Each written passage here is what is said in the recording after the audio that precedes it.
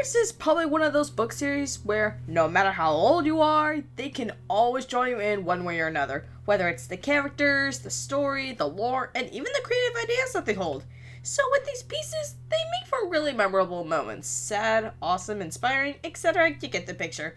Since I already did a list on the saddest moments in the series because, well, we all know how freaking depressed it can get, let's celebrate the moments that left a mark on the books forever in a truly powerful feeling.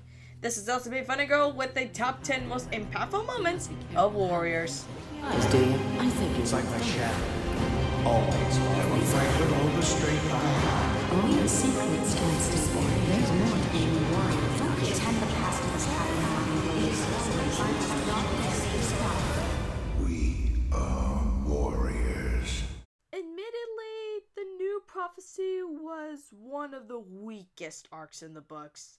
I mean, some of the characters took a long time to be likable, most of the conflicts were not really that special, if honestly kind of boring, and some of the teasing that they had were very annoying, if not rage-inducing. But it did also have its own memorable moments that we can all appreciate in this arc, like the conflict of Brambleclaw that would eventually evolve into the climax of Sunset, Unclen's rebellion after Tallstar's death, and even the heroic sacrifices of Cinderpelt and Feathertail.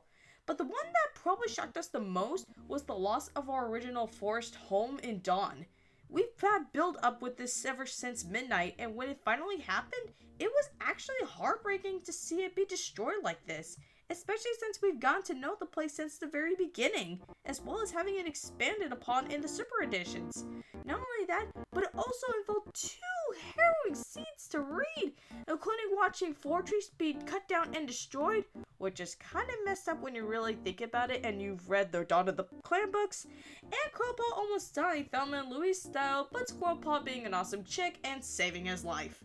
It's sad to see it go, but honestly, we've kind of gotten used to the lake at this point, and hey, at least there's no more Sunday Rock shenanigans. We are warriors. So when you become leader, I think it's safe to say that it is no easy feat at all. When you become leader, you take a lot of responsibility, and it can sometimes weigh you down or even break you at times. And that's very evident with several leaders we've had in the books, simply because of their actions, their behaviors, and especially their appearance in the eyes of the clans. Some can say that for Blue Star, Clear Sky, Leopard Star, Crooked Star, and even some of the smaller ones like Night Star and Shadow Star, who have all showed qualities that make them leaders worth remembering for better or for worse. So when all that hard work pays off at the Nine Lives ceremony, it takes a toll that can really last for the rest of our lives, especially when you get so much recognition for it. And the biggest one with all of them is our favorite flaming boy himself, Firestar. In his ceremony in the darkest hour, it really was quite an interesting scene, considering that we got to see old and new faces we didn't think we would ever see again, like with Running Wind, Brindleface, Spiderly, Redtail, and yeah, even with Swiftpaw and Silverstream. These guys have had their lives changed because of Firestar, and whose lives have changed Firestar for the better into becoming a legendary leader in the series, even after his death. It honestly makes his ascension even more rewarding, considering that throughout the rest of the series following his leadership, he becomes a legend for being an honest, wise, and respectful leader, able to lead the clans and even Star Clan in the darkest of times. Speaking of which, We are warriors. yeah, the darkest hour. About time this book got here, considering that it was the start of many plot twists to come. I mean, we've had Stone for Sacrifice, we've had Blood Clan's introduction with Best Boy, and we even have the horrifying murder of Gorsepaw. We miss you, little ginger bean. But when it comes to the climax, and therefore Blood Clan's full introduction, it might have possibly the biggest middle finger to us fans. Why?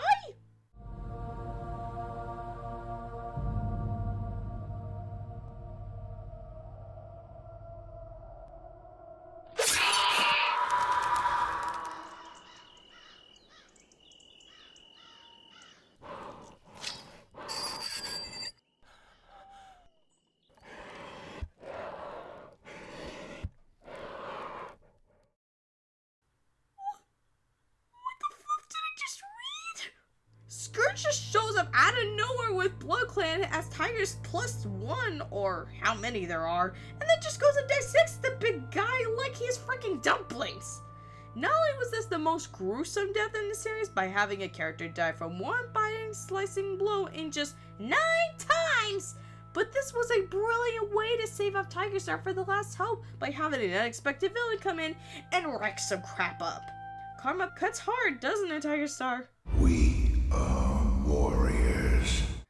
Okay, let's be honest here. Does anybody even like Sky Clan? Yeah, that's what I thought. It's not exactly the most liked clan in the series, and I think the errands know that. We barely have any books or even mentions of them in the main or side books except for a few super editions here and there, even when they were first introduced.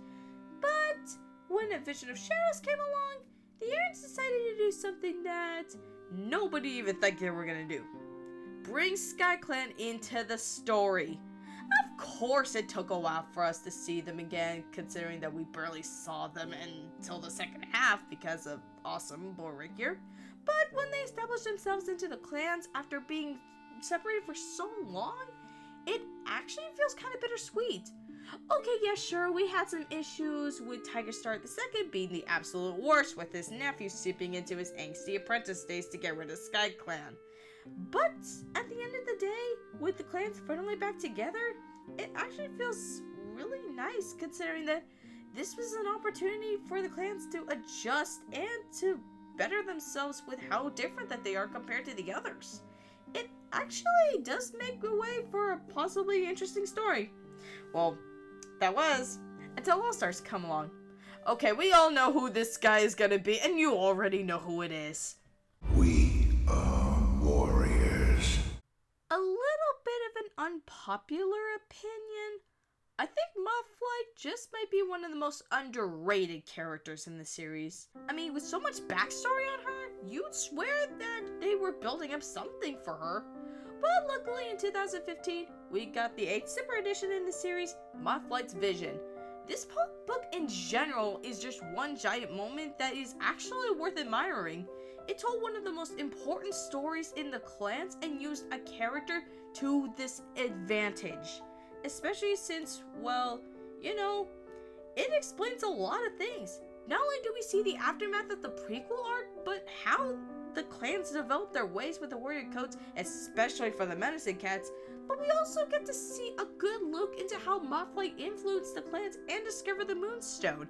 It's actually really interesting to see a character like her where she sees her situations and acts on them maturely. Unlike some menacing cats here and there, it's impactful to see a character development used to a good way to build a story. And honestly, I think we can all admire that. Here's to Dawn of the Clans. And this will not be the last time we ever have a connection with them in this list. We are warriors. Huh. One super edition to another. Already this list is getting interesting. So who's worth being an impactful character in a book that's deemed one of the best books in this series, while also be considered one of the most loved characters? Yeah, I think we all knew who was coming in this list. Salazar in general was impactful the very moment we met him because of how the arcs showcase his use of heart as a way of defense, and it's very evident from him growing up. And I think Tall Stars Revenge in general just probably showcases that. The entire book just shows every step of the way that makes him such a legend. His separation from family tradition, abolishment of the tunnels, the deaths that stuck with Tallstar and even shaped his life, and of course, the shipping. So much shipping. These moments show development that actually sticks with Tallstar as he becomes such a leader that WindClan wished they still had after the horrid actions from the Unstar.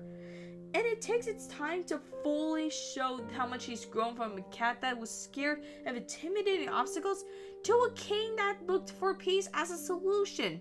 Almost like Firestar 2.0. Actually, at this point, I think this guy might be the most impactful character in the series. I mean, no need to check for worms on that. Oh, sure, Claw.